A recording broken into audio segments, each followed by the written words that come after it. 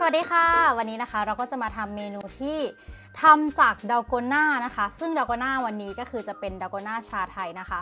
ดาลโกน่าชาไทยเนี่ยก็สามารถไปมิกกับเมนูอื่นๆได้นะไม่ว่าจะเป็นนมสดกาแฟโคบูหรือว่าแม้กระทั่งชาไทยเองนะคะแล้วก็ชาเขียวด้วยค่ะเดี๋ยวเราจะไปดูวิธีทำนะคะเผื่อเป็นไอเดียให้ร้านเพื่อนๆค่ะทำดาลโกน่าชาไทยกันค่ะวัตถุดิบนะคะก็จะมีน้ำตาลทรายค่ะกาแฟสำเร็จรูปนะคะแล้วก็ชาไทยแล้วก็มีน้ำร้อนค่ะโอเคเดี๋ยวมาเริ่มทำกันเลยนะคะอันดับแรกเลยนะคะเราก็จะชงชาไทยก่อนค่ะสำลีก็จะเทชาไทยนะคะเทไป20 กรัมนะคะ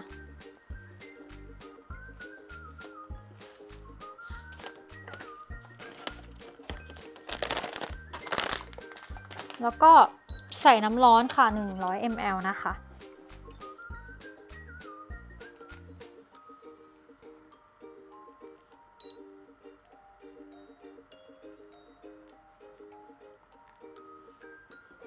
นี่ค่ะแล้วเดี๋ยวเราก็จะทำการแช่น้องไว้นะคะประมาณ5 นาทีค่ะระหว่างนี้นะคะเราก็จะเตรียมวัตถุดิบอื่นๆรอค่ะก็จะมีกาแฟนะคะกาแฟสำเร็จรูปค่ะ2 ช้อนนะคะแล้วก็มีน้ำตาลค่ะ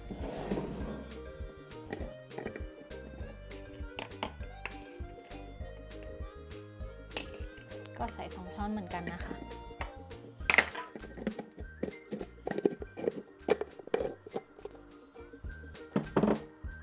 ของเราก็ได้เรียบร้อยแล้วนะคะเราก็จะเทชาลงไปค่ะเดี๋ยวเราจะมาใช้ที่ตีนะคะตีน้องกันค่ะใครไม่มีตัวนี้นะคะก็สามารถใช้เป็นตัวนี้ก็ได้แต่ว่าก็จะใช้เวลานานหน่อยนะคะหรือว่าใช้เป็นช้อนก็ได้เหมือนกันแต่สำลีก็คือจะตีแบบนี้เลยก็จะได้ไวหน่อยนะคะมาเริ่มกันเลยค่ะ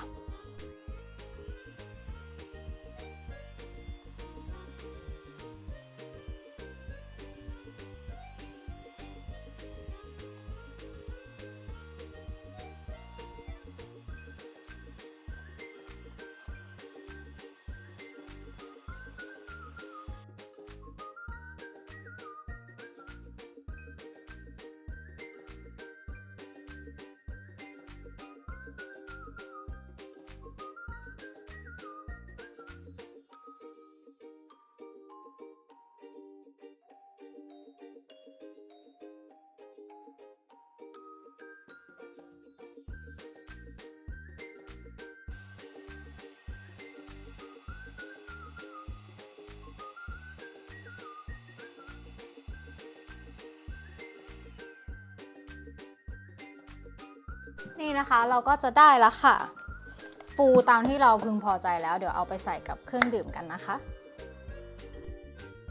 นี่นะคะดาลโกน่าก็จะทำได้หลายอย่างเลยค่ะมีทั้ง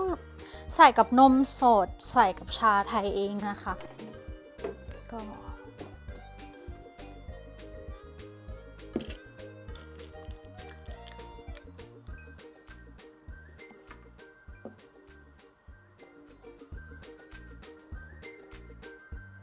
นี่ค่ะ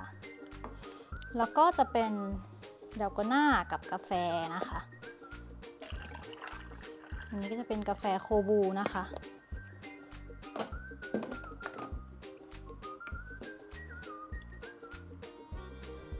ดาลโกน่าก็คือจะเป็นชาไทยกับกาแฟโคบูนั่นเองก็คือกินเข้ากันอยู่แล้วนะคะน้องก็คือมีความแบบตึงมากต่อมาก็จะเป็นชาไทยเลยนะคะก็คือเป็นชาไทยดาลโกน่า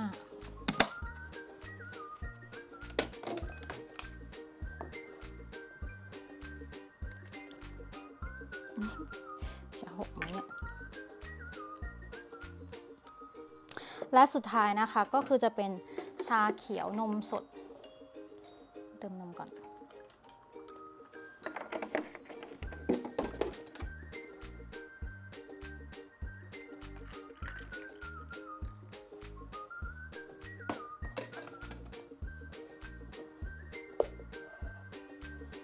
โกน่าชาเขียวนั่นเองเห็นไหมดาโกน่าก็สามารถเอาไป adapt ใช้กับเมนูอื่นๆได้อีกนะคะ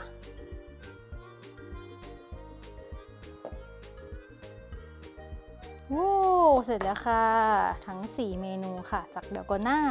ชาไทยนั่นเองและนี่ค่ะก็เป็น4เมนูจากดาโกน่านะคะนี่มีทั้งดาโกน่าชาไทยแบบนมสดแบบใส่กาแฟโคบูแบบเป็นชาไทยแล้วก็เป็นชาเขียวดาโกน่าชาไทยข้างบนนะคะก็คือทำง่ายมากๆเลยค่ะหวังว่าคลิปนี้นะคะจะเป็นไอเดียให้กับเพื่อนๆที่อยากจะหาอะไรๆสนุกๆให้กับเครื่องดื่มของเพื่อนๆนะคะก็หวังว่าคลิปนี้นะคะจะเป็นประโยชน์กับเพื่อนๆนะยังไงก็ไปลองทำกันดูนะคะแล้วก็อย่าลืมส่งรูปสวยๆมาให้สำลีดูด้วยนะในเพจ Facebook ก็ได้ค่ะสำหรับวันนี้บ๊ายบายค่ะแล้วพบกันคลิปหน้านะคะ